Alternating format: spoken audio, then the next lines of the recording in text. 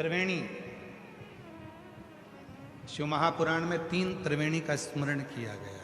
त्रिवेणी की 3 बातें कही गई शिव महापुराण।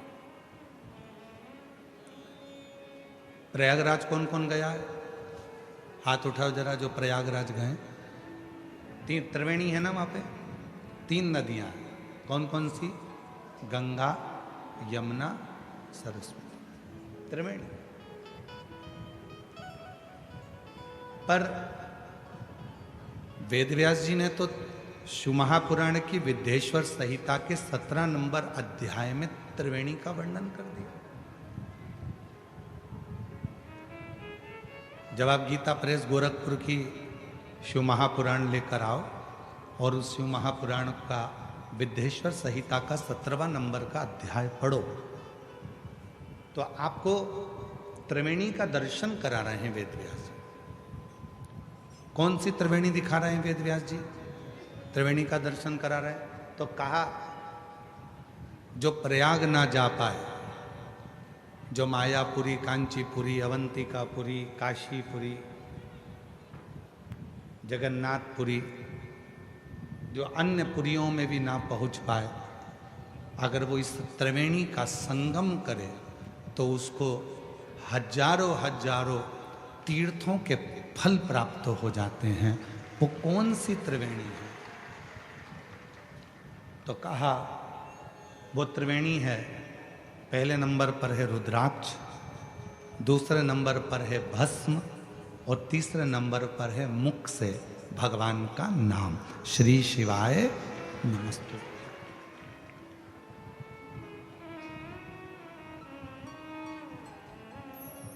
ये त्रिवेणी है।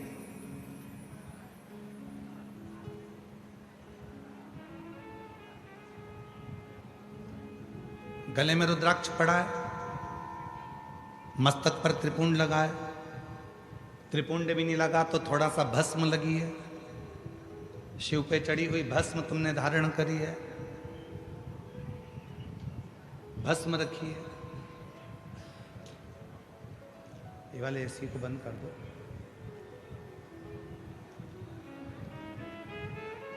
एक गले में रुद्राक्ष,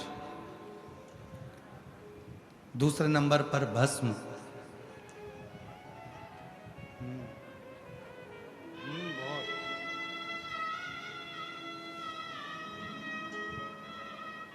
एक नंबर पर है रुद्राक्ष, दूसरे नंबर पर है भस्म और महाराज तीसरे नंबर पर है भगवान शिव का नाम, भगवान का नाम उच्चारण, भगवान का मंत्र उच्चारण। ये वो त्रिवेणी है, ये वो त्रिवेणी है जिस त्रिवेणी का संगम व्यक्ति को 1000 गुना पुण्य फल प्रतिदिन का प्रदान करता रहता है। हमारे संचित जीवन के पाप जितने हैं वो सारे पाप अपने आप समाप्त होते चले जाते हैं त्रिवेणी के संगम से। ये त्रिवेणी संगम।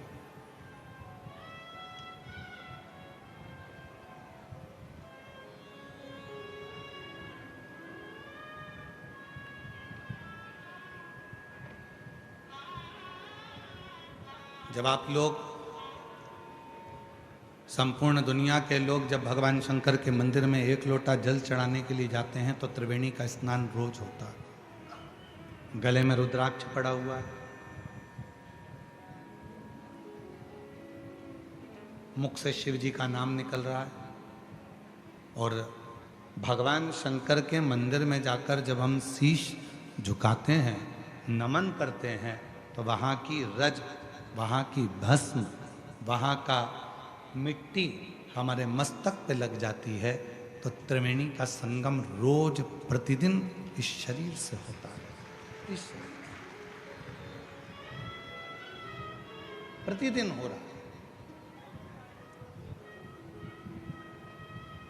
अब कोई कहे कि मैं प्रयाग जाकर नहीं आया, कोई कहे कि मैंने प्रयाग का स्नान नहीं करा, कोई कहे कि मैं तीर्थ नहीं गया, कोई कहे कि मैंने ना मायापुरी गया, ना कांचीपुरी गया, ना कहीं अवंतिकापुरी गया, ना मैं कहीं मथुरापुरी, ना अयोध्यापुरी गया, मैं किसी पुरी में नहीं गया।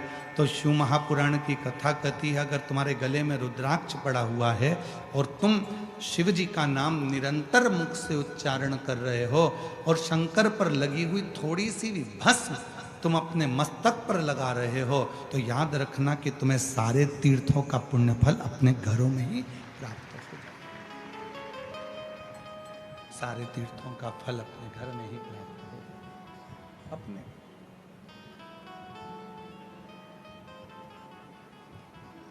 ऐसे दयालु नाथ से रिश्ता बनाइए, ऐसे दयालु नाथ से रिश्ता बनाइए, मिलता रहेगा आपको जो कुछ भी चाहिए, मिलता रहेगा आपको जो कुछ भी चाहिए। ऐसा करिश्मा होगा जो हुआ कभी नहीं, ऐसा करिश्मा होगा जो हुआ कभी नहीं। मांगा है भोलेनाथ से वरदान एक ही, मांगा है भोलेनाथ से वरदान। तेरी कृपा बनी रहे जब तक है जिंदगी,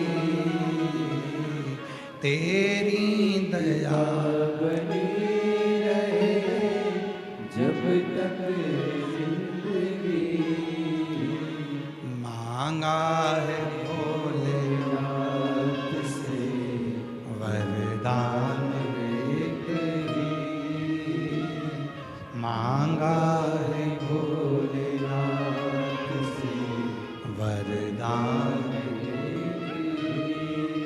शिव कृपा से, भगवान शंकर की करुणा से, शिव की उदारता से प्रतिदिन त्रिवेणी का स्नान, प्रतिदिन।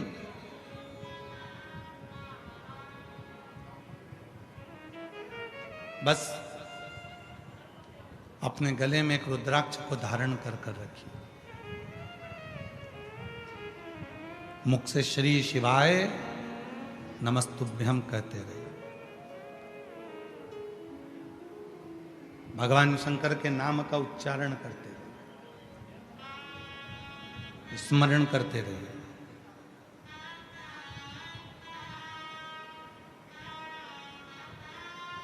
नेत्र, श्रवण, जिह्वा, शरीर की इंद्रियां, ये सब शिव को समर्पित करें।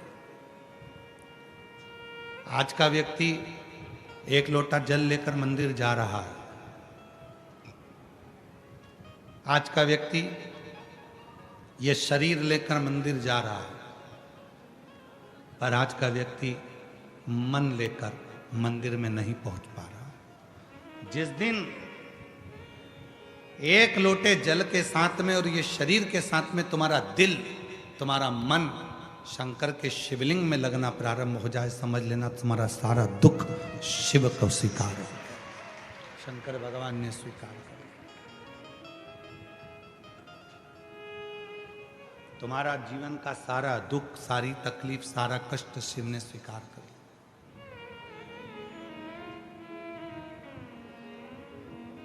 शिव स्वीकार कर।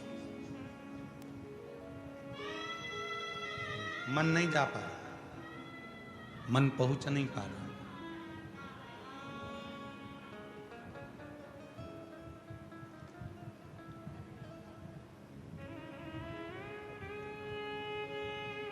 कल जब हम यहां से जा रहे थे तो हम देख रहे थे कि बहुत धूप, गर्मी, और उस धूप और गर्मी में भी लोग भगवान शंकर का गुणानुवाद श्रवण कर रहे हैं। उन्हें धूप लग रही है तो भी वो शिव की भक्ति में डूबे हुए हैं, शंकर की भक्ति में।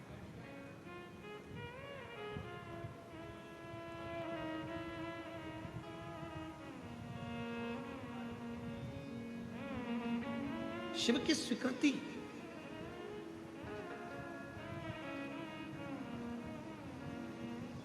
पूरा जीवन अपन ने केवल एक ही काम करा, इस शरीर को शमशान के लिए तैयार किया।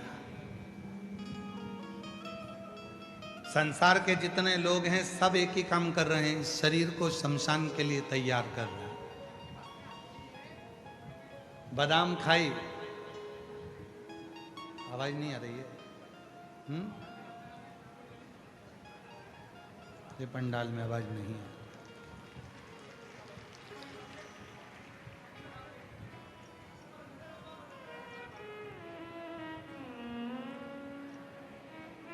पूरी जिंदगी अपन ने एक ही काम करा कि शरीर को शमशान के लिए तैयार किया। बादाम खाई, आत्मा के लिए नहीं, शरीर के लिए। पान गुटखा खाया, आत्मा के लिए नहीं, शरीर के लिए, इंद्रियों के लिए। एक से बढ़कर एक ब्रांडेड कपड़े पहने, आत्मा के लिए नहीं, शरीर के लिए। ब्यूटी पार्लर में जाकर तैयार भी हुए, आत्मा के लिए नहीं, शरीर के लिए। 100 रुपए का साबुन से नहा रहे हो, आत्मा के लिए नहीं, शरीर के लिए। 150 रुपए का क्रीम लाके लगा रहे हो, आत्मा के लिए नहीं, शरीर के लिए। जरा सा शरीर में घाव हुआ, दवाई ली, शरीर के लिए, आत्मा के लिए। कितना संभाल संभाल के इस शरीर को रखा, किसके लिए? शमशान के लिए। किसके लिए? इस शरीर को उस शिव तक लेकर जाने के लिए। नहीं आ रही? आ गई? आवाज नहीं आ रही है? इस शरीर को शमशान तक ले जाने के लिए बहुत कुछ किया। एक निवेदन इस व्यासपीठ से करूं संपूर्ण जगत को, संपूर्ण शिव के श्रोताओं को, भगवान शंकर के भक्तों को, कि इस शरीर को शमशान तक ले जाने के लिए बहुत प्रयास किया। बादाम खिलाई, काजू खिलाया, भोजन कराया, चाउमीन, बर्गर, पिज़्ज़ा, बड़ा पाव, रोटी, सब्जी सब खिलाया। इस शरीर को खूब मजबूत बनाया। आखिरी में ये शरीर शमशान तक गया। निवेदन है, शरीर शमशान तक जाए उससे पहले इस आत्मा को परमात्मा तक भेजने का प्रयास करें। आत्मा परमात्मा तक जाए, और जिस दिन ये आत्मा परमात्मा तक जाने का प्रयास करेगी, उस दिन शरीर तुम्हारा कैसा भी हो, शिव उसको स्वीकार कर ले। आवाज नहीं जा रही है भाई, आप लोगों को बोल दिया 2 बार 3 बार, उधर पीछे आवाज बढ़ाइए। शरीर कैसा हो? शिव शरीर नहीं देख रहे हैं, शिव आत्मा, तुम्हारा चित्त, तुम्हारा मन, तुम्हारे विचार, तुम्हारी सोच देख रहे हैं। शिव जी ने जब माता पार्वती को अपनी अर्धांगिनी बनाने का निर्णय लिया था, तब पार्वती बहुत सुंदर नहीं दिख रही थी। थोड़ा ध्यान देना कथा पर, पार्वती जी सुंदर नहीं दिख रही थी। एक लड़का लड़की को देखने के लिए जाता है तो लड़की पहले, सबसे पहले तैयार होकर आती है, फिर लड़के के सामने जाती है, ससुराल वालों के सामने जाती है, क्योंकि उसको शादी पक्की कराना। पर पूरी दुनिया का पहला संबंध था, पूरी दुनिया की पहली शादी थी, जिसमें शंकर भगवान पार्वती जी को जब पहली बार पसंद करने के लिए जा रहे हैं, तब पार्वती कोई पार्लर में नहीं गई है, कोई श्रृंगार नहीं किया है। पार्वती जी सूखे पत्ते खाती खाती खाती खाती तप करती करती पूरा शरीर काला पड़ गया था, हड्डी हड्डी नजर आ रही थी, मांस तो दिख ही नहीं रहा था, शरीर का पूरा शिथिल हो गया था, पूरा शरीर काला पड़ गया था। माँ पार्वती का नाम अर्पणा हो गया था, और अर्पणा मतलब पूरा शरीर सूखे हुए पत्ते की तरह हो गया, पूरा शरीर सूखा पत्ता।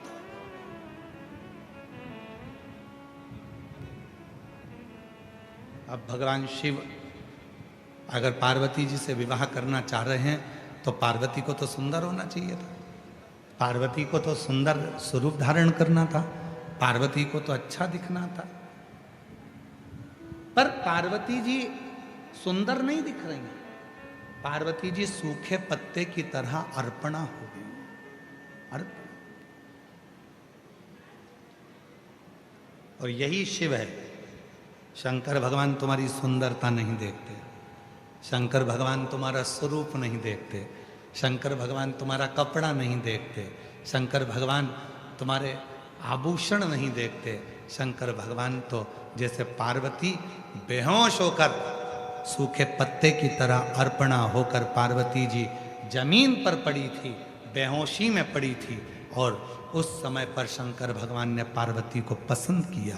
बस शिव तुमको सुंदरता ना देखते हुए, तुम्हारी वस्त्र आभूषण ना देखते हुए, जिस दिन तुम मन से शंकर के चरणों में जाकर पड़ जाते हो, उस दिन शिव तुमको स्वीकार कर लेते हैं तुम्हारी सुंदरता से, तुम्हारे वस्त्र से, तुम्हारे आभूषण से नहीं, तुम्हारे वस्त्रों से नहीं, तुम्हारे आभूषण से नहीं, शिव स्वीकार करते हैं।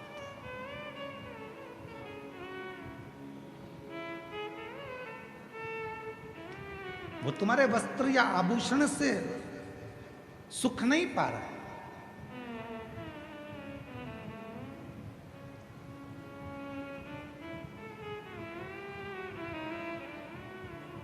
शिव ने स्वीकार करा, भगवान शंकर ने स्वीकार करा तुम्हारा हृदय, तुम्हारा चित्त, तुम्हारा मन।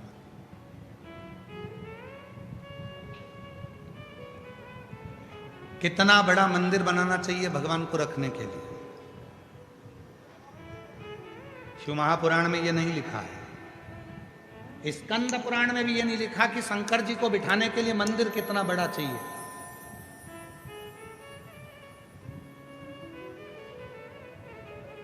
घर में कितना बड़ा मंदिर बनाना चाहिए, यह भी शिव पुराण में नहीं लिखा। शिव जी को बिठाने के लिए मंदिर कितना बड़ा होना चाहिए, यह शिव पुराण में नहीं लिखा। पर इतना जरूर लिखा है, शिव को बिठाने के लिए मंदिर भले कैसा भी हो, पर शिव को बिठाने के लिए मन बहुत बड़ा बनाना, मन बना। हम आप मन छोटा करते जा रहे हैं, अपना दिल छोटा करते जा रहे हैं, हृदय छोटा करते जा रहे हैं।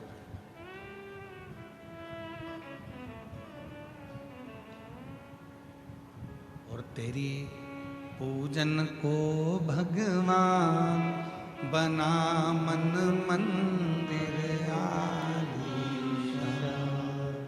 तेरी पूजन को भगवान बना मन मंदिर आलीशान, बना मन मंदिर आलीशान, बना मन मंदिर आलीशान,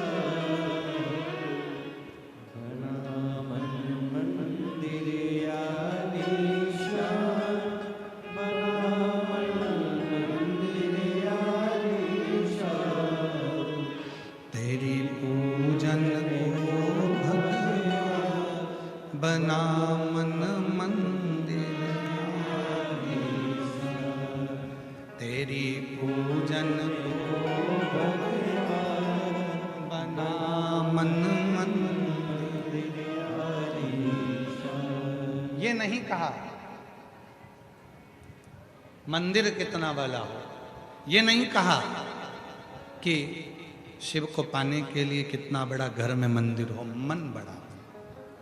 आज घर में मकान तो बड़ा हो गया, कमरे भी बड़े हो गए, बिल्डिंग भी बड़ी हो गई, मकान बड़ा हो गया, गाड़ी बड़ी हो गई, कमरे बड़े हो गए, बाथरूम बड़ा हो गया, किचन बड़ा हो गया, रसोई घर बड़ा हो गया, लॉन बड़ा हो गया, गार्डन बड़ा हो गया, हॉल बड़ा हो गया, पलंग बड़ा हो गया, भोजन करने की टेबल बड़ी हो गई, श्रृंगार करने की टेबल बड़ी हो गई, बर्तन बड़े हो गए, पर दिल छोटा होते चले गए, मन छोटा होते चले। क्यों गुरुजी? आप कैसे कह सकते हो कि मन छोटा हो गया? अंदाजा लगा कर देखो। तुम्हारे कमरे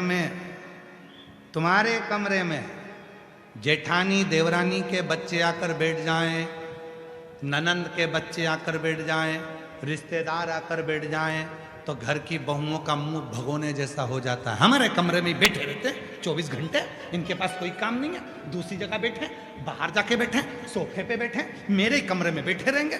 मन छोटा हो गया। पहले मन बड़ा था, कोई भी आए, कहीं पर भी बैठे, पूरा घर सबका है, सबका बंगला है, सबका कमरा है, बड़े प्रेम से। मन छोटा हो गया, मन छोटा।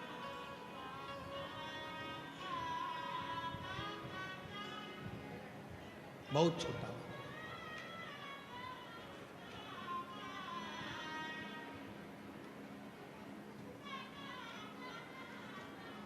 एक निवेदन हम करना चाहेंगे, यहाँ पर जो लोग अंदर पानी बांट रहे हैं उनसे हमारा निवेदन है, आप लोगों से करबद्ध निवेदन करें, जो अंदर बैठे हैं उनको पंखों की हवा लग रही है, पर जो धूप में बैठे हैं आपके पानी की ज़रूरत उनको है।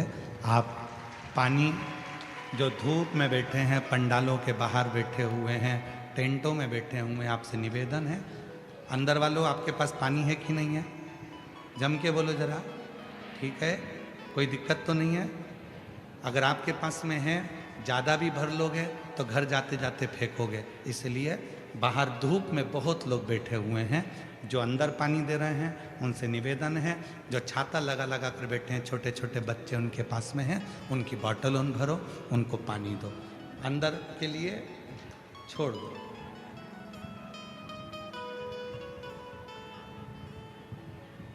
मन और मसान तो कभी नहीं भराता, कोई ला कर देगा तो तुम अपनी बोतल दे ही दोगे, और भी भर दो, लो, भले वो आधी से ज़्यादा भरी है पर और डाल दो, क्योंकि मन नहीं भराता ना, वो रान दो, वो रान दो, वो रान दो, तो मन तो भराता नहीं, तो वो बाहर समझ।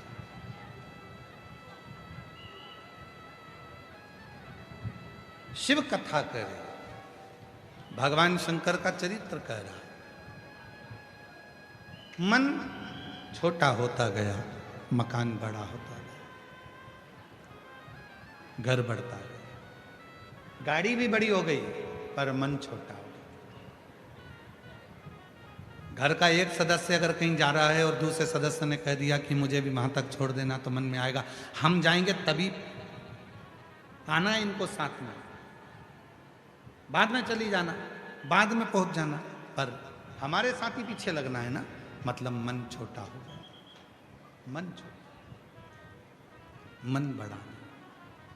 और शिव महापुराण की कथा कर रही, अपने मन को बहुत बड़ा बना, बहुत।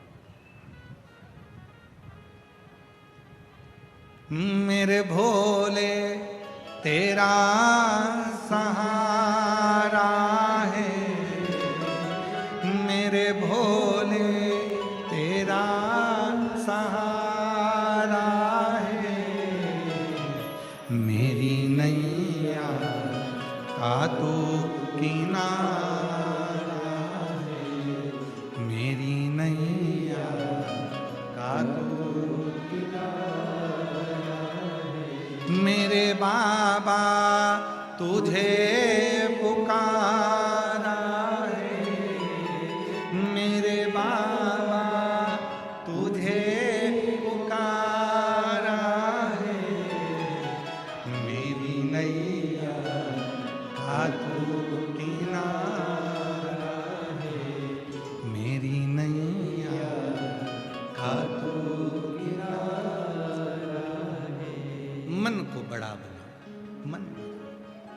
एक संवाद आया है बड़ा सुंदर शिव महापुराण का।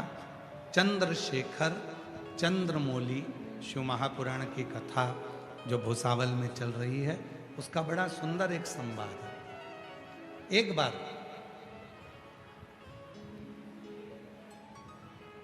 मां आद्य शक्ति, मां दुर्गा, मां भवानी, मां पार्वती जी शिव जी के साथ में 12 ज्योतिर्लिंग का भ्रमण करने चले। भगवान ओघड़दानी के साथ में, भगवान शंकर के साथ।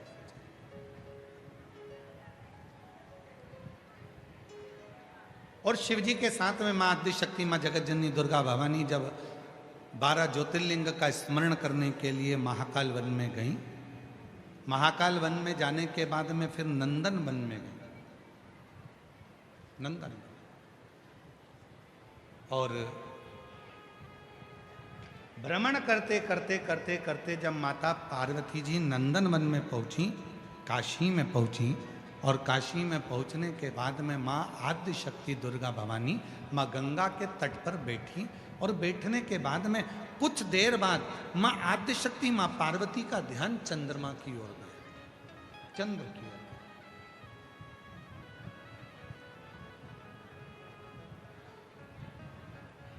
माता पार्वती का ध्यान गया चंद्रमा की ओर। एक टकटकी लगाकर मां पार्वती जी चंद्रमा को देख रही थी, एक टकटकी। और हमने पहले भी कथा में कहा है, जब शरीर में यदि कोई काया का रोग हो जाता है, शरीर में कोई चर्म रोग हो जाता है, कोई काया सफेद पड़ गई, कोई चमड़ी काली पड़ गई, कहीं दाग पड़ गया, और वो काया का रोग यदि मिटता नहीं है, तो हमने पहले भी एक बार कहा था, फिर कहते हैं, जैसे हरी दूबा होती है। दूब देखिए आप लोगों ने, जम के बोलो जरा। दूबा देखिए, गणेश जी को चढ़ती है, क्या बोलते हैं उसको? दूब, दुर्वा। तो जो दुर्वा होती है, जैसे बगीचे में दुर्वा लगी होती है, वैसे ही बगीचे में दुर्वा के साथ में जब दुर्वा लगती है तो उसी के साथ एक सफेद कलर की दुर्वा भी होती है, एक सफेद दुर्वा भी होती है। यदि शरीर में कोई चर्म का रोग हो गया, कहीं घाव पड़ गया, वो सूख नहीं रहा, कोई चमड़ी का रोग पड़ जाता है, कोई चर्म रोग पड़ जाता है, तो भगवान शंकर को सोमवार की अष्टमी के दिन दुर्वा चढ़ाई जाती है। और वो सफेद दुर्वा को उठाकर चंद्रमा की रोशनी में, जब चंद्रमा को एक टकटकी देखते हुए उस चंद्रमा की रोशनी में उस दुर्वा को चबा चबा कर यदि खाया जाए, तो शरीर का कैसा भी रोग होता है चर्म का, वो धीरे धीरे समाप्त होना प्रारंभ हो जाता है। वो चमड़ी का रोग धीरे धीरे धीरे धीरे समाप्त हो जाता है, चर्म रोग समाप्त। पार्वती जी का ध्यान चंद्रमा की ओर, और मां जगत जननी अम्बा जगदम्बा जगत धात्री मां दुर्गा पावर पार्वती मैया चंद्रमा को देख रहे। चंद्रमा को देखते देखते थोड़ी देर बाद चंद्रमा छुप रहा है, फिर सामने आ रहा है, फिर छुप रहा है, फिर सामने आ रहा है। अब तो भगवान देवादित्य महादेव को हंसी आ गई, और भगवान शिव ठाका लगाकर हंस दिए। ध्यान नहीं गया, पार्वती जी को लगा भगवान भोलेनाथ तो केवल मुस्कुरा रहे हैं, ना जाने क्यों हंसने बैठे। थोड़ी देर बाद मां पार्वती जी का ध्यान फिर चंद्रमा की ओर गया, और चंद्रमा फिर सामने आ रहा है, फिर ओझल हो रहा है, फिर सामने आ रहा है, फिर ओझल हो रहा है। इतने में शिव जी फिर हंस दिए वापिस।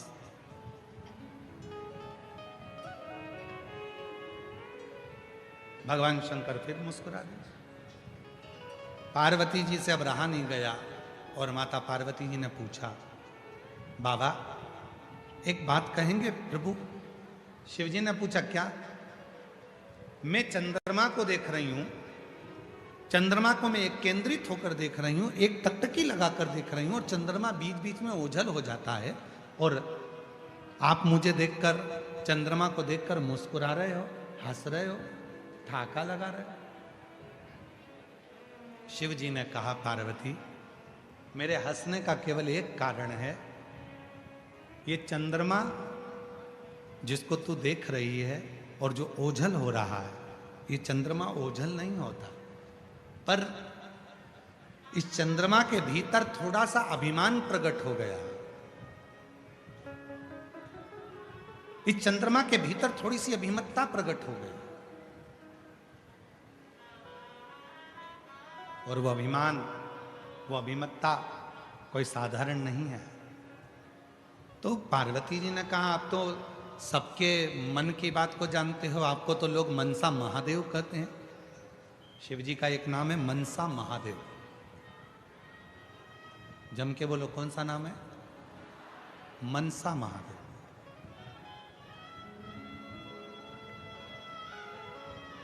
शिव जी का एक नाम मनसा महादेव भी है।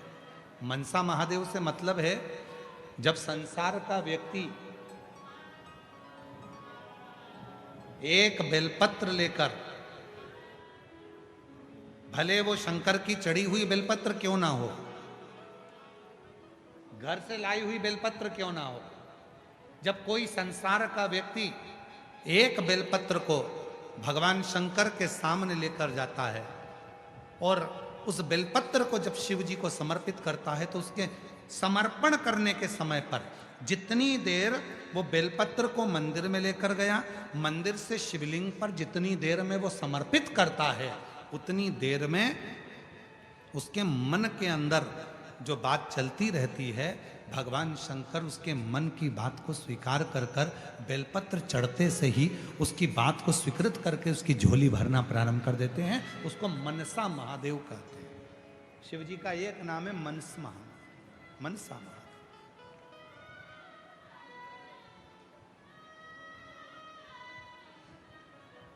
ये इधर भुसावल का तो हमको नहीं मालूम, परंतु जो निमाड़ी साइड है मध्य प्रदेश में, धार, राजगढ़, मंदसौर, नीमच, अलीराजपुर, जो निमाड़ का हिस्सा है, वहां पर माताएं मनसा महादेव का पूजन भी करती हैं और मनसा महादेव का व्रत भी करती हैं।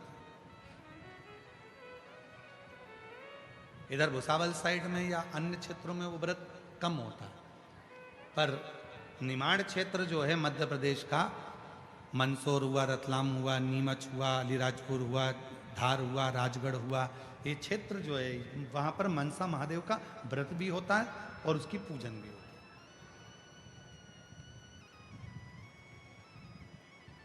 मनसा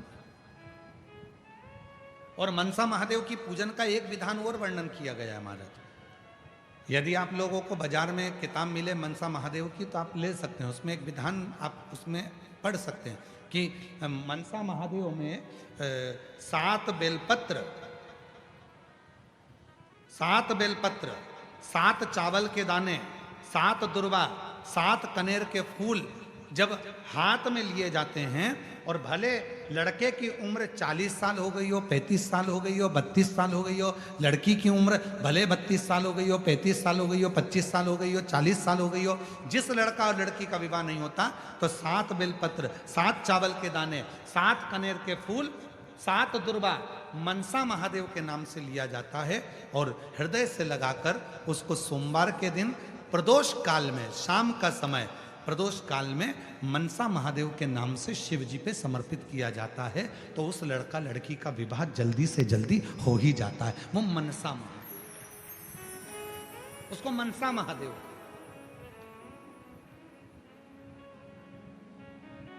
और शंभु शरणे पड़ी मांगू घड़ी रे, दुख दया दर्शन ओ शंभो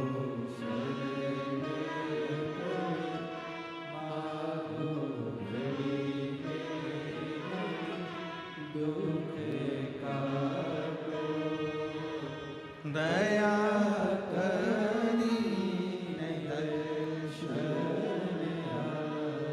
मनसा महादेव। तो शिव जी से मां पार्वती जी कर रही हैं, आप तो दुनिया के मन की दशा को जानते हो, आप बताओ ना कि चंद्रमा क्यों छुप रहा है। आप तो मनसा महादेव हो, आप बताओ चंद्रमा क्यों छुप रहा?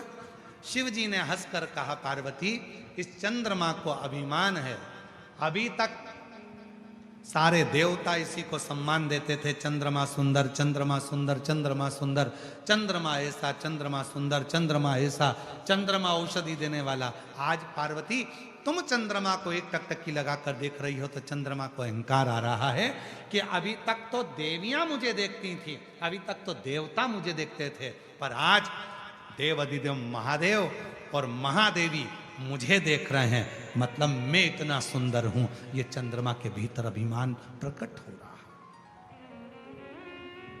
चंद्रमा के भीतर ये अभिमत्ता, चंद्रमा के भीतर ये हम, चंद्रमा के भीतर ये अहंकार प्रकट हो रहा है, ये अभिमत्ता प्रकट हो रही है, ये अहम प्रकट हो रहा है।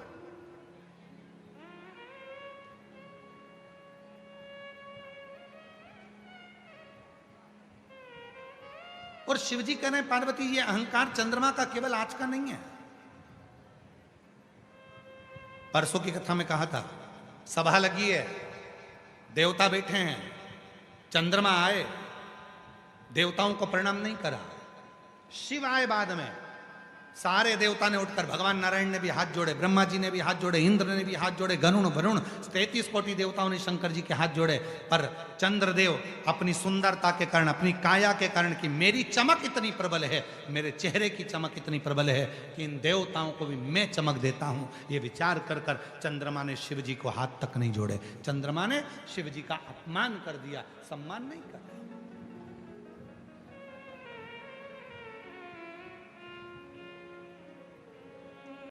पार्वती ये आज का नहीं है, ये पुराना है, पुराना।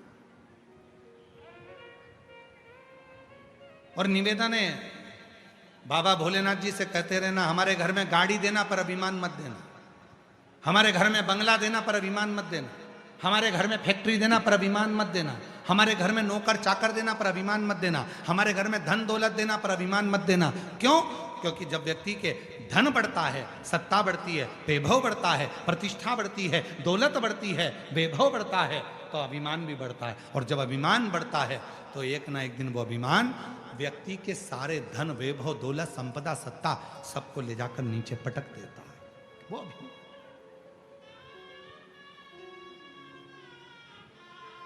सब कुछ देना पर अहम मत देना,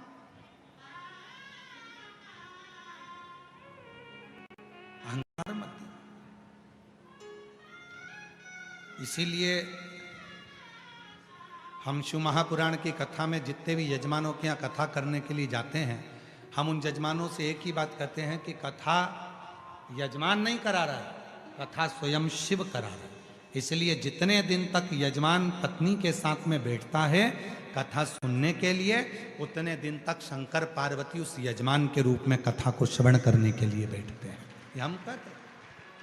और हम तो यहाँ भी कहेंगे श्री रतन जी को, श्री विजय जी को, श्री अजय जी को और उनकी धर्म पत्नियों को भी कहेंगे, पूरे भोई परिवार को कहेंगे कि आप इस कथा के मुख्य यजमान हैं। बाबा ने कृपा कर कर आपका हाथ पकड़कर आपको कथा के यजमान बनाया है। आप साधारण नहीं हैं, शंकर और पार्वती के रूप में आप बैठकर कथा को करवा रहे हैं। आप सहज नहीं।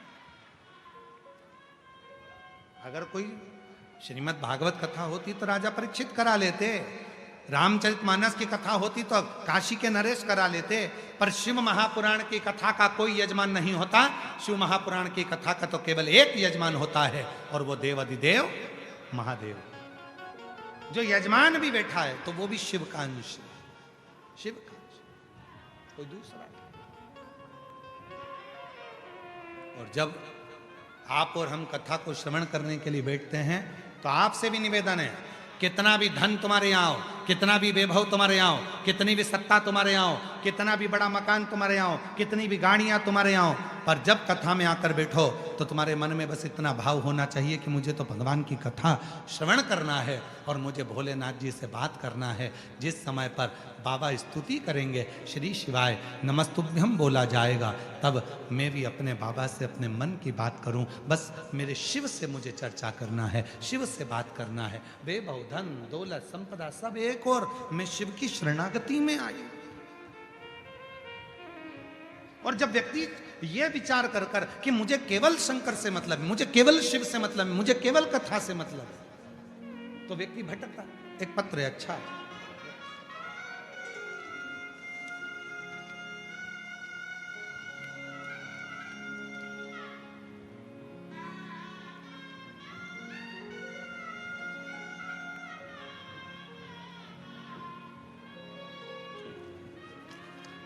बहुत अच्छा पत्र है। समझने के लिए और समझाने के लिए कृपया निवेदन है, टीवियों पर ध्यान देना, एलईडी पर ध्यान देना, और जहाँ जहाँ एलईडियाँ चल रही हैं उस एलईडियों पर ध्यान देंगे। इस पत्र को पहले जिसने बनाकर भेजा है उसके लिए एक बार जोरदार ताली बजाओ। श्री सागर नालट सो पूनम नालट, मोटी उमरी, अकोला जिला अकोला से आए हैं। ठीक है, कहीं बैठे हों तो आ सकते हैं। आपने जो पत्र भेजा है उसके आगे का जो एक पृष्ठ आपने लगाया है वो समझने का है, बड़ा सुंदर है, आप सब समझेंगे इसको, बड़ा सुंदर है। देखिए, ये बनाई है घड़ी, दिख रही है सबको? जम के तो बोलो, क्या बनाई है? घड़ी। इसमें एक बड़ा कांटा है, फिर एक उससे छोटा कांटा है, फिर एक उससे छोटा कांटा है। कितने कांटे हैं? 3। सबसे बड़ा कांटा उसने लिखा है बड़ा कांटा दुख का। कौन सा कांटा है? दुख का। छोटा कांटा सुख का। कौन सा कांटा है? सुख का। और सबसे छोटा कांटा उसमें लिखा है, जो सबसे छोटा कांटा है वो शिव का। कौन सा कांटा है? शिव का। अब जरा समझिएगा, सबसे बड़ा कांटा दुख का, ठीक है, चलता है, बड़ा है, दुख बड़ा होता है, हमेशा चलता रहता है, चलता रहता है, खसकता रहता है। पर ये जो छोटा कांटा है, जो बिल्कुल राइट टाइम बताता है, बिल्कुल राइट टाइम बताता है, ये है सुख का कांटा। जब ये कांटा पूरा घूम लेता है तब जाकर वो कांटा थोड़ा खसक लेता है। दुख जब पूरा निचोड़ लेता है तब जाकर सुख का कांटा आगे बढ़ता है।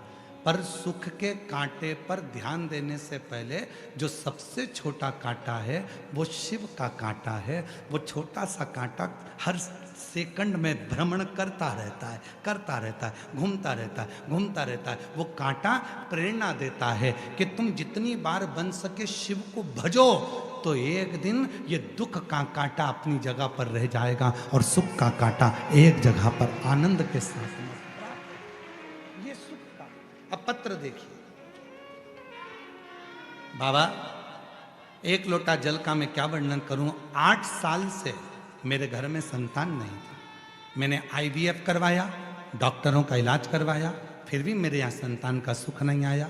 तब सीहोर गई, वहाँ कुबेरेश्वर धाम पर रुद्राक्ष महोत्सव के समय पर रुद्राक्ष लिया, कंकर शंकर की पूजन करी। वापस आते ही अकोला में शिव महापुराण की कथा हुई, उसमें सेवा में लग गई। शिव पुराण की कथा की सेवा में लगी। साथ ही हमने 1000 लीटर पानी बाबा की कृपा से वितरण भी किया। और बाबा की ऐसी कृपा हुई गुरुदेव, 3 जून 2024 को बाबा की कृपा से मेरे घर में पुत्र रत्न की प्राप्ति हो गई। जहां IVF से भी संतान ना हुई तो पुत्र रत्न की प्राप्ति हुई। कहीं बैठे हो तो आ सकते हैं। पत्र देखिए, बड़े सुंदर सुंदर है।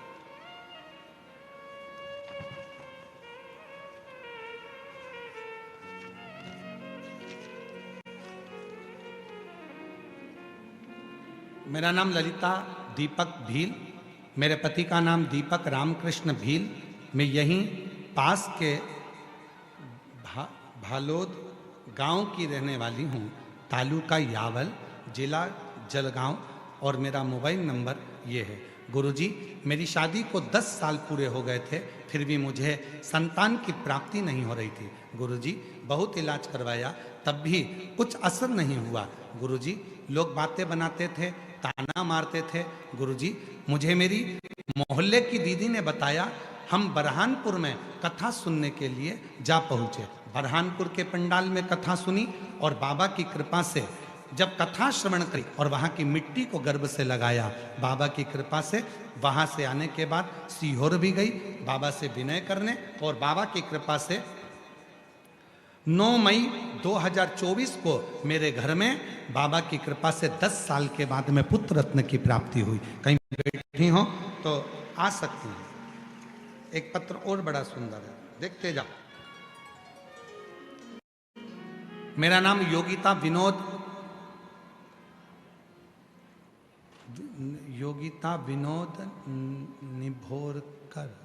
निभोरकर ये पढ़ो जरा जल्दी से, एलईडी पे पढ़ के बताओ क्या लिखा है। निभोरकर है। मेरा मोबाइल नंबर ये है, कहीं बैठे हो तो आ सकते हैं। जलगांव जिला गांव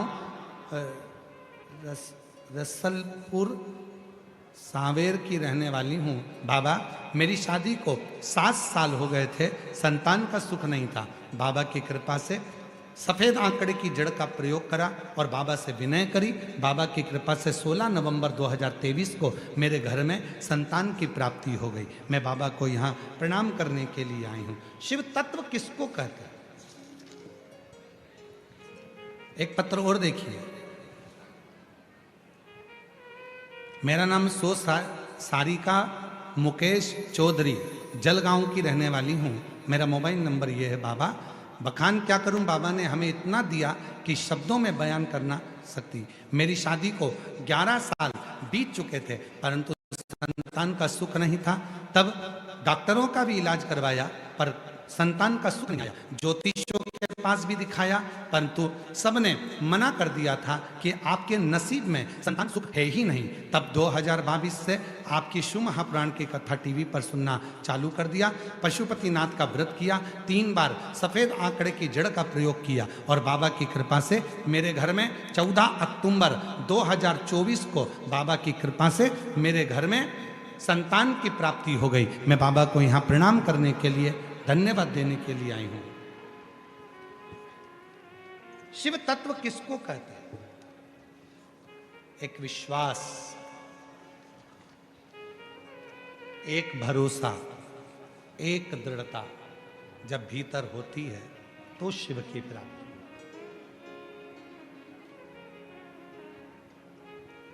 और मैंने तेरे ही भरोसे बाबा, तेरे ही हवा बिच उड़ती जावांगी बाबा, डोर कटी भोले मैं तेरी, शंभू मैं हवा बिच उड़ती जावांगी बाबा,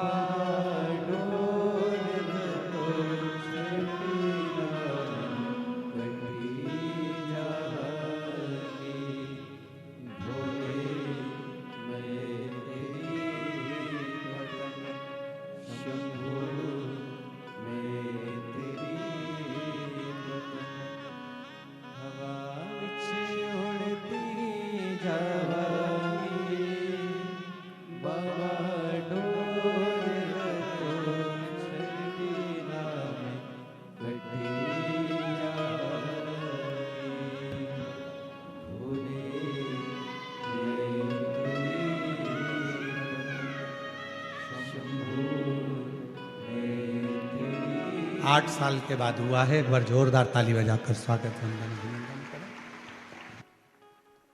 शिव शिव है।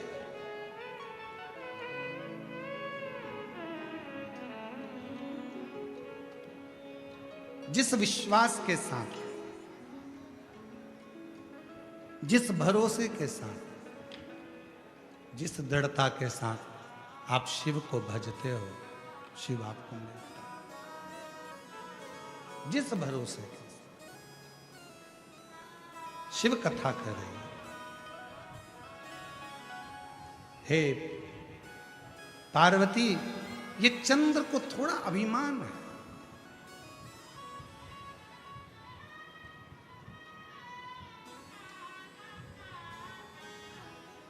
जब व्यक्ति बहुत ऊंचाइयों पर पहुंचता है, थोड़ी उन्नति की ओर बढ़ता है, तो उसको थोड़ी अभिमतता आ जाती है, थोड़ा अहम। पर शिव महापुराण की कथा कहती है, जिसने अभिमान का त्याग कर अभिमान का त्याग कर शिव की शरणागति को जिसने ग्रहण कर लिया, उसकी जिंदगी में फिर कभी अभिमतता सामने रहती नहीं, कभी नहीं।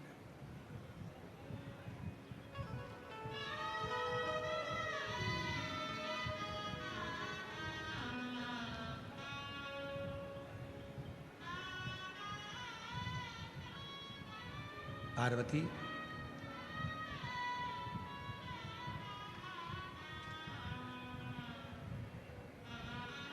सभा लगी हुई थी, उस सभा में चंद्रदेव ने मेरा अपमान करा था, पर मुझे उसके अपमान से मुझे कोई फर्क नहीं पड़ता, उसके अपमान से मुझे कोई दिक्कत नहीं।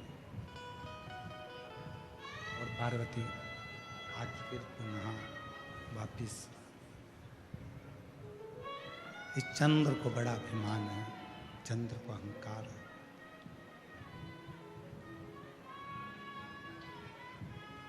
पार्वती जी ने कहा, चंद्र को अभिमान हो ही नहीं सकता, मैं अभी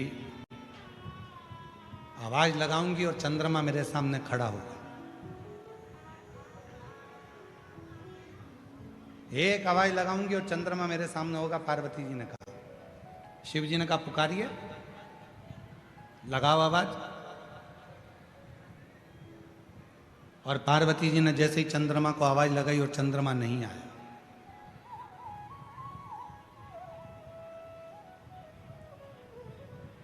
फिर पुनः पार्वती जी ने आवाज लगाई, चंद्रमा नहीं आया।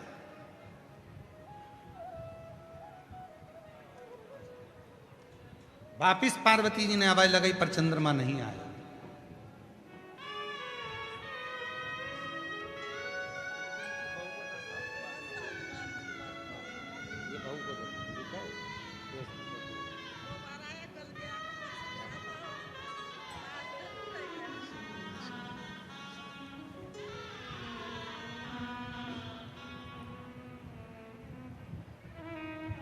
पार्वती जी बार बार आवाज लगा रही है, पर चंद्रमा आता नहीं।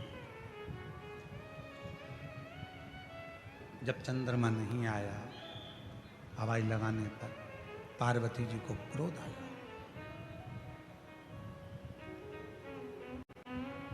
चंद्रमा, मैं तुझे पुकार रही हूं और तू आ नहीं रहा। मुझे लगता है कि तेरे भीतर थोड़ी सी अभिमान, अहंकार समाहित हो गए, और तू उस अभिमान के कारणवश मेरे करीब में नहीं आ। कोई बात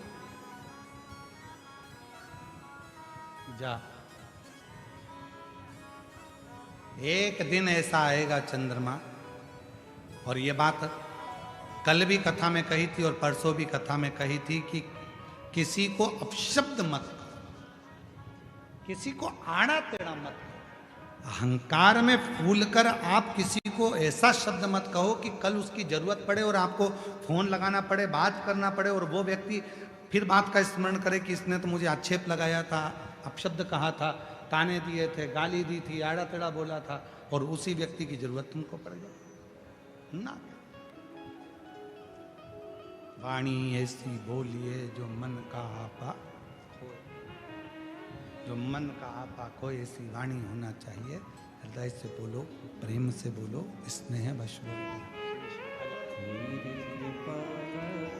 श्री शिवाय नमस्ते।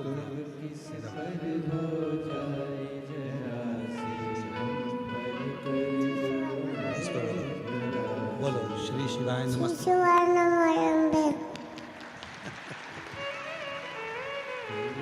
फिर से बोलो एक बार, श्री शिवाय नमस्ते।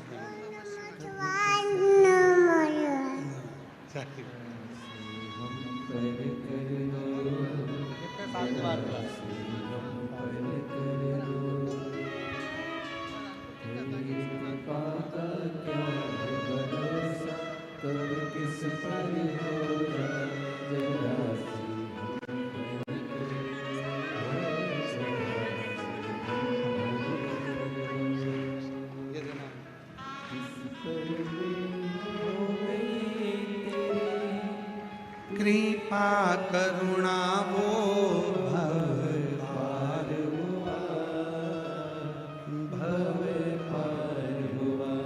पापी हो चाहे जितना उसका भी बाबा उद्धार हुआ, उद्धार हुआ। गिद्ध अजामिल गणिका जैसे तेरे मन को भाए जरा सी हम पर कर दो, जरा सी हम पर कर दो। इसीलिए शिव कथा वार्ता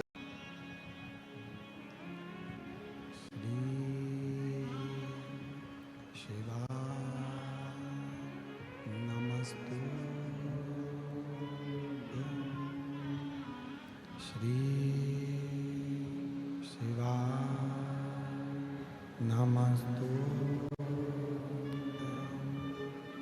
श्री शिवाय नमस्तु श्री शिवाय नमस्तु श्री शिवाय नमस्तु भोला सब दुख काटो हमारा, ओ भोला सब दुख काटो हमारा। शिव शंकर जपो तेरी माला, भोले बाबा जपो तेरी माला, भोला सब दुख काटो हमारा, ओ भोला सब दुख काटो हमारा। वेश है मंगल मंगलकारी, वेश है मंगल मंगलकारी। शमशान वासी हमारा, शमशान वासी हमारा, ओ भोला सब दुख काटो हमारा, ओ भोला सब दुख काटो हमारा।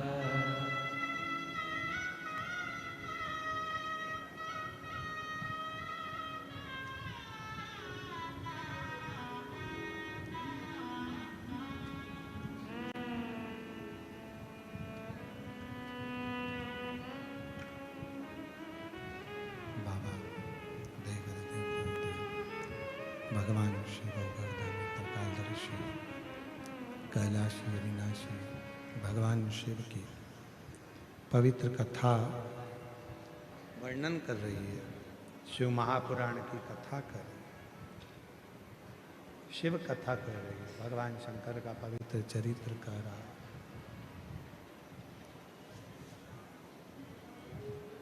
हे पार्वती, ये चंद्र की विमत्ता एक दिन चंद्र को कष्ट प्रदान करेगी और चंद्र तकलीफ में आकर खड़ा हो जाएगा।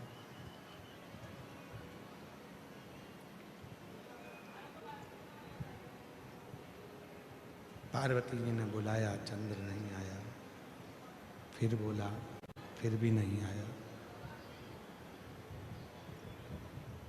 7 बार माता पार्वती जी ने चंद्रदेव को बुलाया, पर चंद्र नहीं आया। और शिव कथा कहती है कि परमात्मा को कैसे प्राप्त किया जाए उसके साधन ढूंढना चाहिए। पर चंद्रदेव तो शंभु शंभु, चंद्रदेव तो भगवान शिव से दूर जा रहे।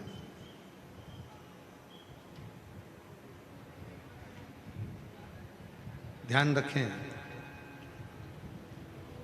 घड़ी कहीं खो गई है तो हम उसको ढूंढते हैं, खोजते हैं। मोबाइल कहीं रखा गया तो हम उसको खोजते हैं, हम उसको ढूंढते हैं, हम उसको खोजने का प्रयास करते हैं। उसी तरह जैसे घड़ी कहीं चली गई तो हम उसे खोज रहे हैं, मोबाइल कहीं चले गया तो हम उसे खोज रहे हैं। जिस दिन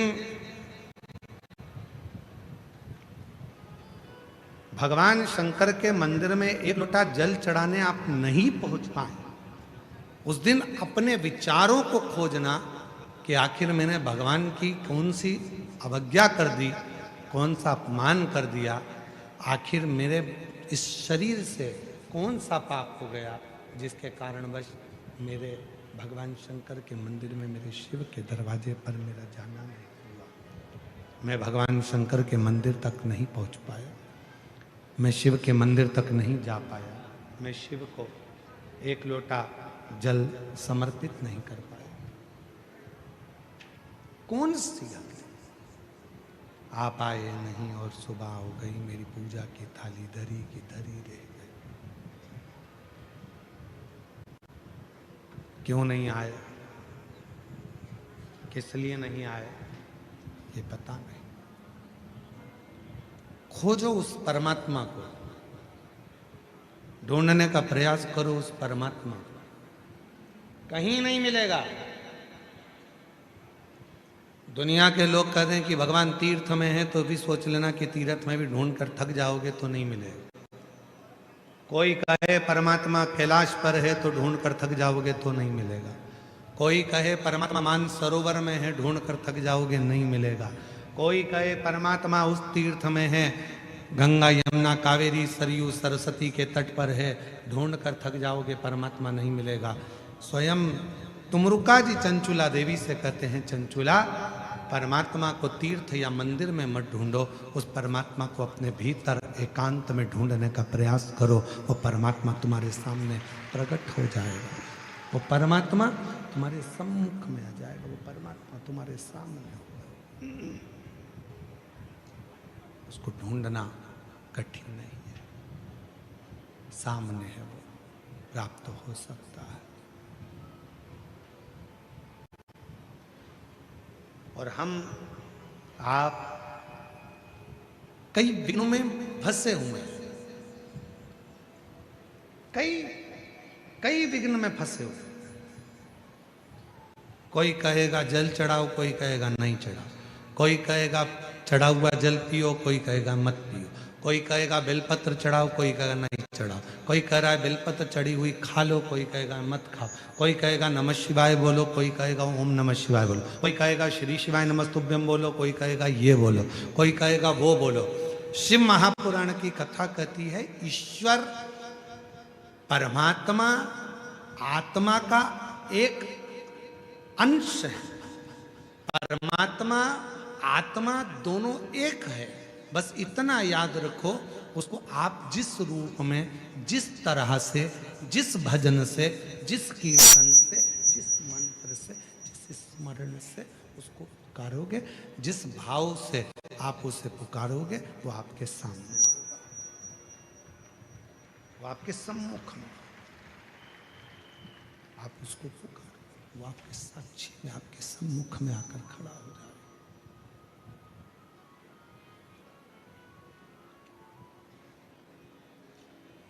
वो एक लाइन शैलेंद्र जी बड़ी सुंदर गुनगुनाते हैं महाराज। कभी प्यासे को पानी पिलाया नहीं, बाद अमृत पीना से क्या फायदा। कभी गिरते हुए को उठाया नहीं, बाद आंसू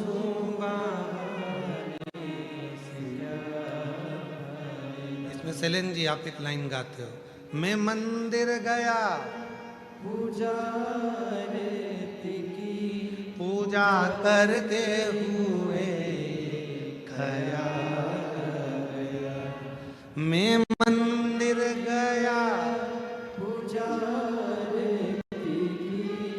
पूजा करते हुए ख्याल, कभी माँ बाप की सेवा की नहीं, फिर पूजा रचाने से क्या फायदा। अरे भाई, पूरे राष्ट्र को प्रेरणा देता है महाराष्ट्र, पूरे राष्ट्र को प्रेरणा देता है महाराष्ट्र। और महाराष्ट्र में भी हरि विठ्ठल की वो भूमि पंढरपुर, वो प्रेरणा देती है कि अपने माँ बाप की सेवा पौंडलिक कर रहे थे, हरि विठ्ठल बाहर खड़े थे, मेरा दर्शन कर ले। और पौंडलिक कहते हैं मेरे माँ बाप की सेवा के बाद आऊंगा। भगवान कमर पर हाथ रखकर खड़े हो गए। कहा कीचड़ है, पौंडलिक ने खटिया के नीचे से एक ईंट उठाकर फेंक दी और और हरि से कहा, भगवान श्री हरि से कहा इस पे खड़े हो जाओ। भगवान उस पौंडलिक के इंतजार में खड़े हैं। इंतजार। अब बताओ पौंडलिक ने कौन सी पूजन करी? अब बताओ पौंडलिक ने कौन सा मंत्र जपा था? पौंडलिक ने कौन सी पूजन करी थी? पौंडलिक ने कौन सा अनुष्ठान करा था? पौंडलिक ने कौन सा अभिषेक करा था? पौंडलिक ने कौन सा अनुष्ठान, कौन सी पूजन, कौन सी अर्चना, कौन सी साधना पौंडलिक करे? कौन सी साधना करे, कौन सी पूजन करे हैं पौंडलिक? कोई पूजन, कोई साधना, कोई पूजन। गला पकड़ रहा है बेटा माई। कोई पूजन, कोई साधना पौंडलिक ने नहीं करी। पौंडलिक ने तो केवल इतना सुना था कि सेवा करो, और शिव महापुराण भी तो वही कर रही है, सेवा करो। मंदिर जाओ तो झाड़ू लगा दो, निर्माल्य उठाकर विसर्जन कर दो, कथा में आओ तो किसी को पानी पिला दो, किसी का मुंह झूठा करा दो, सेवा ही तो है।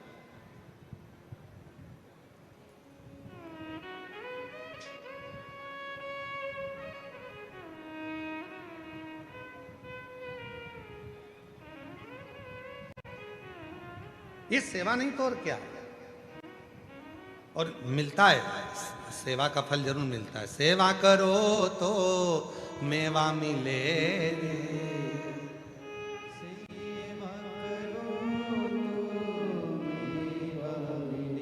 सेवा करो तो मेवा मिले, और माँ बाप की सेवा करो तो चाबी भी मिले। ऐसा नहीं कि नहीं मिलेगी, मिलेगी। और कई लोग कहते हैं कि हम लोग सेवा करते हैं, माँ हमारी सास की सेवा करते हैं, ससुर की सेवा करते हैं, फिर भी वो गाली बकते हैं। वो भी आशीर्वाद है, करो फिर भी सेवा करो, कोई दिक्कत नहीं, सेवा तो करो। ईश्वर को ढूंढ रहे हैं, और वो ईश्वर कहा। एक गांव के लोगों ने चंदा इकट्ठा करा, और गांव के लोगों ने चंदा इकट्ठा करके सोचा कि गांव में मंदिर बनाते हैं, मंदिर बनाओ। ठीक है, सारे गांव के लोगों ने चंदा इकट्ठा करा, घर घर से लिया, पूरा गांव एकजुट, पूरा गांव एक था, सारे गांव से चंदा इकट्ठा होकर मंदिर बना। मंदिर बना तो विचार करा इसमें मूर्ति किसकी बिठाए? मंदिर तो बन गया, मूर्ति किसकी बिठाई? तो किसी ने कहा राम जी की मूर्ति बिठा दो। गांव के लोगों ने विचार करा मूर्ति ऐसे भगवान की बिठाना कि 7 जात का आदमी, पूरा दुनिया का लोग, पूरे गांव का लोग एक ही मंदिर में जाकर पूजन करे, एक ही मंदिर में जाकर दर्शन करे, तो ऐसे भगवान की मूर्ति बिठाओ। तो किसी ने कहा राम जी की बिठा दो। राम जी की बिठाई। अब जितने राम जी वाले थे वो मंदिर जाए, बाकी का कोई मंदिर नहीं जाए। गांव के लोगों ने विचार करा कि बड़ी मुश्किल से तो मंदिर बना और हमारा गांव तो टूट गया, राम जी वाले जा रहे हैं, बाकी का कोई जाता ही नहीं।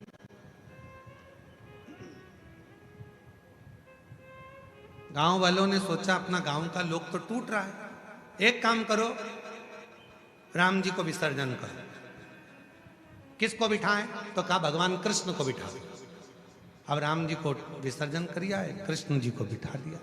अब कृष्ण जी को बिठाया तो केवल कृष्ण वाला जाए, ना राम वाला जाए, ना देवी वाला जाए, ना दत्त वाला जाए, ना ये जाए ना वो जाए। गांव के लोगों ने सोचा बड़ी मुश्किल से तो मंदिर बना, मंदिर में मूर्ति की प्राण प्रतिष्ठा भी हो गई। भगवान बैठ भी गए, पर यहाँ तो गड़बड़ हो रहा है। मंदिर हमारा बन के तैयार है, अब केवल कृष्ण वाले जा रहा है। डीले कम कर दे बाबा, केवल कृष्ण वाले जा रहे हैं। पूरा गांव एक ही मंदिर में जाए वाला भगवान बिठाओ। कृष्ण भगवान को भी उठा के ठंडा कर दिया, देवी जी को बिठा दिया। अब तो केवल देवी जी वाला जाए। फिर गांव टूट गया, शंकर जी को बिठा दिया तो केवल शंकर वाला जाए। गांव के लोगों ने सोचा अपना गांव का लोग तो टूट रहा है, एक ही जाजम पर बैठे, एक ही मंदिर में सब जाए, एक ही देवता का पूजन करे, ऐसा अपना गांव होना चाहिए। तो कोई बट रहे हैं तो एक काम करो, मंदिर में ताला लगा दो। कोई महाराज आएगा, कोई संत से पूछेंगे, फिर भगवान को बिठाएंगे कि अपना गांव पूरा एक जगह पर बैठे। मंदिर में लगा दिया ताला, मंदिर पड़ा खाली। 6 साल निकल गए। 6 साल बाद उस गांव में एक संत आए और गांव के लोगों ने संत से जाकर निवेदन करा, संत से जाकर प्रार्थना करी, बाबा जी हमारे गांव के लोगों ने चंदा इकट्ठा करा, मंदिर बनवाया। 7 जात का आदमी एक ही मंदिर में जाए वो बताओ। राम जी बिठाए थे तो राम वाला जाता है, कृष्ण जी बिठाए तो कृष्ण वाला जाता है, देवी जी बिठाओ तो देवी वाला जाता है, शिव जी बिठाओ तो शिव वाला जाता है। पूरा गांव का लोग एक ही जगह पर जाकर बैठे तो कौन से भगवान को बिठाए मंदिर में। संत ने कहा एक काम करो, मंदिर तोड़ दो, होटल बना दो। मंदिर तोड़ दो, होटल बना। तो पूछा आप संत हो और संत होकर ऐसी बात करते हो? सत्य कहना,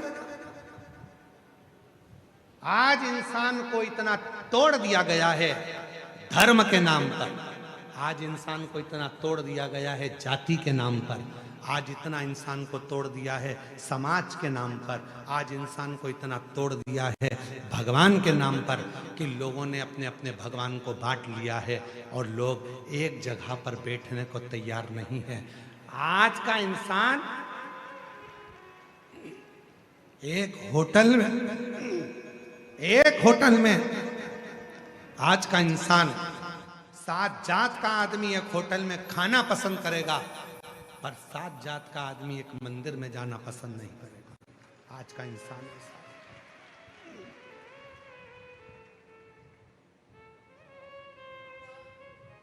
7 जात का आदमी एक होटल में खाना पसंद करेगा, पर 7 जात का आदमी एक मंदिर में जाना पसंद नहीं करेगा।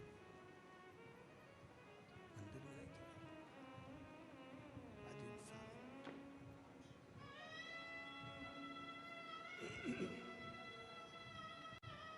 कितना बटेगा, कितना बांटोगे, कितना विभाजित करोगे? केवल इंसान आप सब बैठे हो सकता है हमारी बात का आप लोगों को बुरा लग जाए। ईमानदारी से बोलना, यहाँ जितने बैठे हो तुम्हारे मन पर हाथ रखकर बोलना। तुम सवेरे सवेरे पाठ करने बैठते हो तो भी तुम्हारे मन में उलझन रहती है, हनुमान जी का मंत्र पढ़ूं कि राम जी का पढ़ूं। कई इतने चतुर हैं कि माला लेके बैठते हैं तो 2-4 देवता की माला एक साथ पढ़ लेते हैं। गणेश जी नमः, राम राम राम राम राम, श्री कृष्ण शरणम मम, श्री कृष्ण शरणम मम, राम कृष्ण हरि राम कृष्ण हरि राम कृष्ण हरि, विठोबा विठोबा विठोबा विठ्ठल विठ्ठल विठ्ठल, सप्तश्रृंगी माता माता माता, देवी देवी देवी देवी देवी देवी देवी देवी। और बचा था तो कोई और मंत्र मिल जाए तो वो भी फिर पढ़ते। हनुमान जी का पढ़ लिया, राम जी का पढ़ लिया, ये पढ़ लिया, वो पढ़ लिया, सब पढ़ लिया, फिर भी मन स्थिर नहीं है। क्यों? क्योंकि हमने देवताओं में विभाजन करा। हम सोचते हैं हनुमान जी अलग है, हम सोचते हैं राम जी अलग है, हम सोचते हैं कृष्ण अलग है, हम सोचते हैं हरिविठ्ठल अलग है, हम सोचते हैं संत एकनाथ जी अलग है, हम सोचते हैं संत नामदेव जी अलग है, हम सोचते हैं संत तुकाराम जी अलग है, हम सोचते हैं मुक्ताबाई अलग है, हम सोचते हैं श्री गजानन महाराज अलग है, हम सोचते हैं धुनी वाले दादा अलग हैं। और शिव महापुराण की कथा कहती है सारे देवताओं के लिए शिव महापुराण की कथा कहती है। जब शंकर जी का अभिषेक होता है, उसके ऊपर हंडा रखाता है, हंडे में से एक एक बूंद पानी नीचे गिरता है। 3 टेकी है, ब्रह्मा, विष्णु और महेश, एक एक बूंद पानी नीचे गिर रहा है। वो बता रहा है कि संपूर्ण ब्रह्मांड में जितने देवता, जितने संत, जितने साधु, जितने सन्यासी, जितने तपस्वी, जितने साधक, जितने उपासक, सब एक है। तुम एक को भजोगे, सबको प्राप्त हो जाए।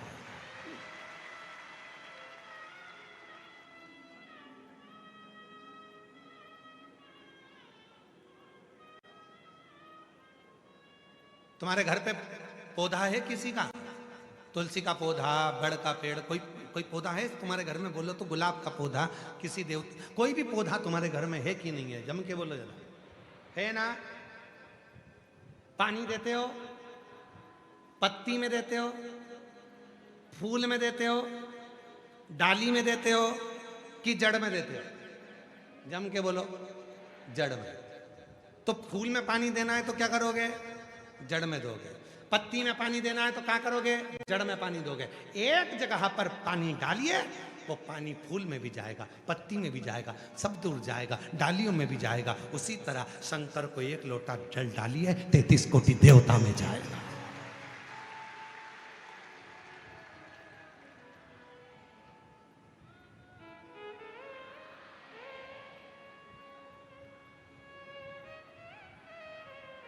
एक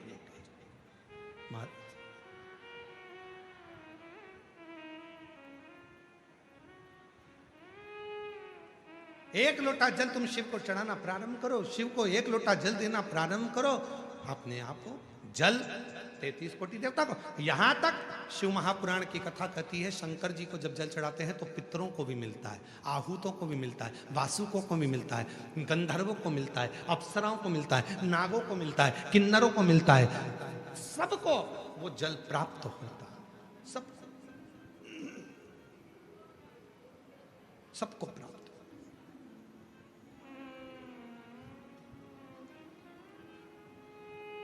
सबको मिलेगा।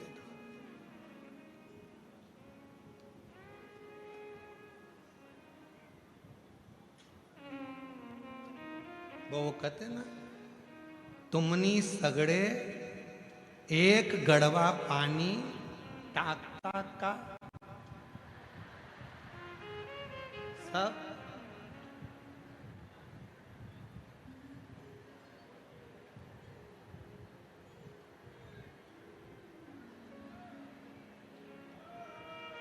और निश्चित है, निश्चित है, जब 1 लोटा जल स्वयं छत्रपति वीर शिवाजी अपनी मां जीजाबाई के कहने पर चढ़ाते थे तो सारा मराठा एक हो जाता था।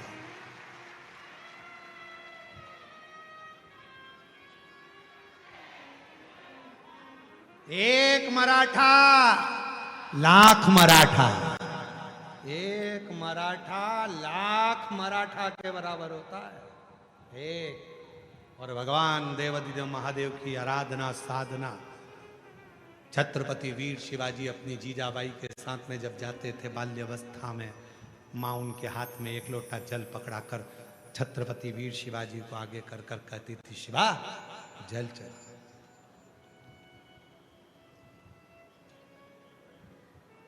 एक दिन वीर शिवाजी ने अपनी माँ जीजाबाई से पूछ लिया था, अवस्था थी 9 वर्ष की। 9 वर्ष की अवस्था में जीजाबाई से पूछा छत्रपति वीर शिवाजी ने, मां आई? हे मां आई?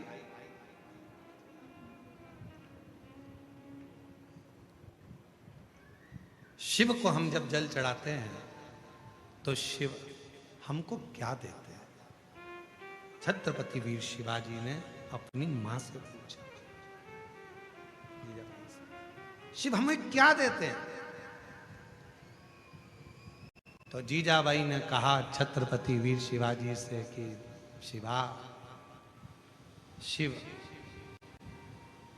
सहन करने की शक्ति देते हैं, और जिसमें सहन करने की शक्ति आ जाती है वही कुर्सी पर बैठकर राज्य कर सकता है।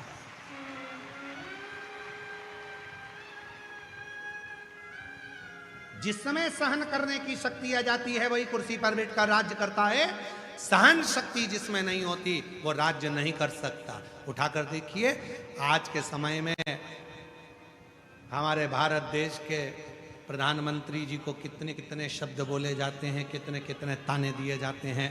वो सहकर भी अपनी कुर्सी पर बैठकर पूरे भारत भूमि का संचालन कर रहे हैं। सहन शक्ति प्रबल होना चाहिए। कितनी सहन शक्ति हो। आज संतों को, साधुओं को, तपस्वियों को, साधकों को, उपासकों को, संतों को किसको नहीं अपशब्द कहे। मीराबाई को अपशब्द कहे, जहर का प्याला भेज दिया राणा जी ने, और मीरा मुस्कुराकर भगवान को भोग लगाकर पी रही है। सहन शक्ति भीतर से मिलना चाहिए। और आज के जमाने में सब कुछ है पर व्यक्ति के पास सहन शक्ति नहीं है। बड़ों ने कुछ कहा और बच्चों ने पलट कर जवाब दे दिया, सास ने कुछ बोला बहू ने पलट कर जवाब दे दिया, बाप ने कुछ बोला बेटे ने पलट कर जवाब दे दिया। सहन शक्ति नहीं है। सहन शक्ति गई कहाँ। जरा सा कोई एक पुलिस का एक व्यक्ति भी अगर तुमको कुछ कह देता है तो तुम तुरंत मोबाइल निकाल लेते। अब भी बताता हूं, देख मेरी पहचान का। सहन शक्ति नहीं है। एक बाउंसर अगर तुमको कुछ कह देता है तो तुम तुरंत फोन लगाने लगते हो, तुम लड़ने लगते हो, झगड़ा करने लगते हो। सहन शक्ति नहीं है। पति कुछ बोला, पत्नी ने झगड़ा करा, पत्नी कुछ बोली, पति ने झगड़ा करा। सहन शक्ति नहीं है। बाप कुछ बोला, बच्चों ने झगड़ा करा। सहन शक्ति नहीं है। मंदिर में गए थे जल चढ़ाने के लिए, शिवरात्रि का दिन था, भीड़ हो रही थी, बहुत लंबी लाइन लगी थी। सहन शक्ति नहीं है। इधर टल्ला, इधर टल्ला, इधर टल्ला, हट यहां से हट, मैं आगे जाऊंगी, मैं आगे जाऊंगी। सहन शक्ति नहीं है। लड़ना ही था तो आई काय को लोटा भर के जल चढ़ाने। कथा में आए तो भी सहन शक्ति नहीं है। मैं कल जहां बैठी थी वहीं बैठूंगी, जा जा जा कर ले, मैं तो यहीं बैठूंगी, जा। उठाने वाले उठा रहे, देखो उधर सरक जाओ, थोड़ा सा उधर बैठ जाओ, ये बूढ़ी है, पाँव में तकलीफ है, बैठ जाएगी, उधर बैठ। नहीं बैठूंगी, जा। क्या कर लेगा। सिर पे पल्लू लिया और ज्यादा बोलेगा तो अब भी उठाया मोबाइल। भेरू सिंह को देखना,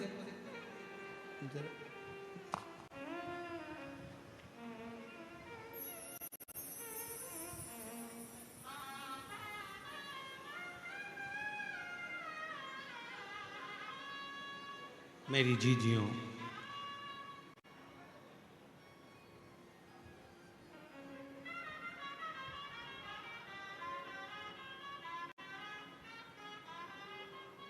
माजा, आई, भागिनी, मेरी जीजियों, मेरी माताओं, आप निवेदन है सहनशीलता थोड़ा अपने भीतर रखो। सहनशीलता। छत्रपति वीर शिवाजी ने पूछा, मां शिव जी को जल चढ़ाने पर शिव जी देते क्या है? तो मां ने कहा सहन शक्ति देते, सहनशीलता देते, और वो बहुत जरूरी है। जिसके भीतर सहन शक्ति आ गई उसने, एक पत्र है, अच्छा है, देखो पत्र अच्छा है, देखिए।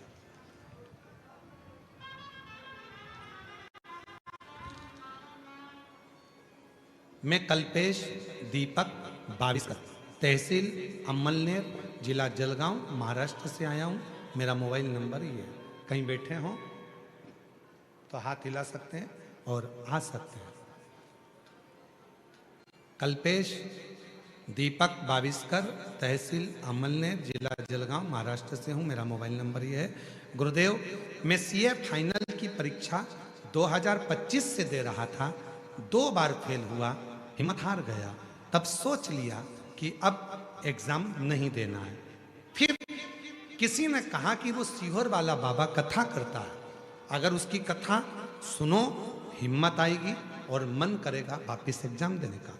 दादी ने मम्मी से कहा, मम्मी ने पिताजी से कहा, पिताजी ने मुझे कहा, और मैंने आपकी शिव महापुराण कथा देखना प्रारंभ करा। रोज सुबह मंदिर जाता, 1 लोटा जल चढ़ाता और बाबा से विनती करता, बाबा तीसरी बार एग्जाम केवल आपके कहने पर दिया और तीसरी बार एग्जाम आपके कहने पर दिया और बाबा की ऐसी कृपा हुई गुरुदेव, आप कहते हो सहनशीलता रखना, शक्ति रखना, शिव सहनशीलता देता है। और मेरे बाबा ने आज मुझे एक बाबा की कृपा से, आज मेरे शंकर भगवान ने, मेरे शिव ने मुझे 1 मार्च 2026 को रिजल्ट आया और मुझे बाबा ने सीए बना दिया। मैं बाबा को यहाँ प्रणाम करने के, हिम्मत नहीं हार रही।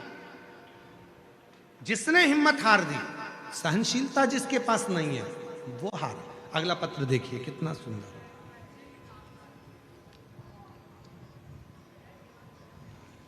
मेरा नाम पूर्णिमा संतोष कुमार पटेल है। मैं सूरत गुजरात से आई हूँ। मैं सालासर बालाजी में हनुमान धाम की कथा थी, तब से कथा सुनती हूँ। गुरुजी, मेरे पति की उम्र 51 साल हो गई और उनकी नौकरी नहीं थी। एक दिन मेरे पति ने मुझसे शर्त लगा ली कि सिहोर वाला बाबा कहता है कि जो मांगो वो मिलता है, तो क्या मुझे नौकरी दे सकता है? तो मैंने मेरे पति से कहा, तुम 1 लोटा जल चढ़ाना प्रारंभ करो, मेहनत करना प्रारंभ करो, तो तुम्हारी भी नौकरी लगेगी। बाबा, मेरे पति ने कभी जिंदगी में नहीं सोचा था कि मेरे पति की नौकरी इतनी अच्छी कंपनी में लग जाएगी। और बाबा की कृपा से 51 साल की उम्र में, अपने देश में नहीं, ओमान में बाबा ने ऐसी नौकरी दी कि बाबा की कृपा से खूब धन भी आ रहा है। और बाबा की कृपा से मेरा पति अच्छी कंपनी में नौकरी 51 साल की उम्र में कर रहा है। कहीं बैठी हो, मेरा नाम पूर्णिमा संतोष पटेल, कहीं बैठी हो तो आ सकती है। एक पत्र और देखिए। मैं जया शशिकांत ठाकरे, गांव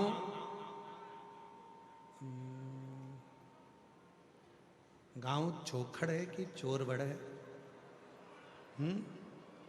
चोरवड़, गांव चोरवड़, तहसील भुसावल, जिला जलगांव। गुरुजी सादर प्रणाम। मैं यह पत्र बहुत श्रद्धा और खुशी के साथ लिख रही हूँ। कई वर्षों से हमारे यहाँ संतान नहीं थी। 19 साल हो गए थे, संतान का सुख नहीं था।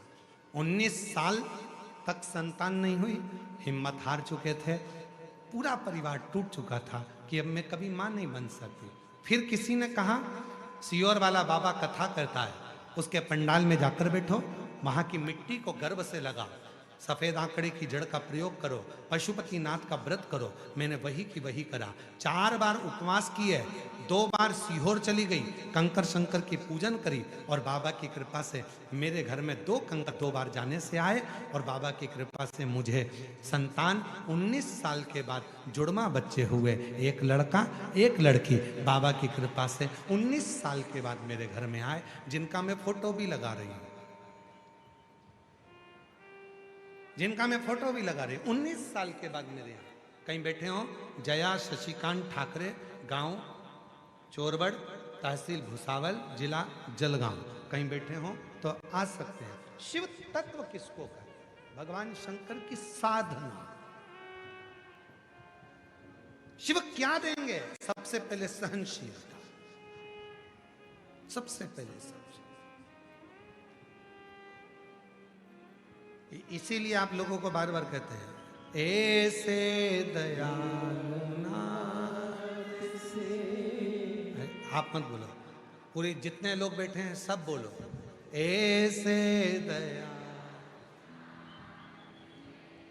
रिश्ता बनाइए, ऐसे दयालु नाथ से रिश्ता बनाइए, मिलता रहेगा आपको जो कुछ भी चाहिए,